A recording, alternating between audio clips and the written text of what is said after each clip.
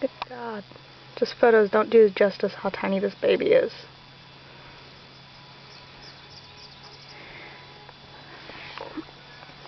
These are silver fox over here. There's 7 of them. Haley, my silver fox mama, had 2 stillborns and 1 that was half baked.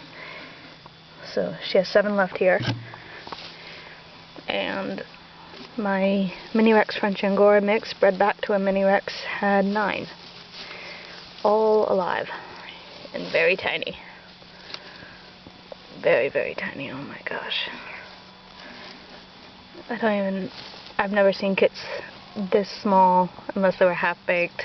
They're just super tiny. But they all got fed, all babies got fed. So that's cool. None of these are peanuts, by the way. None. They all have normal ears. So they're tiny, but they're normal. That's cool. Babies. Wow.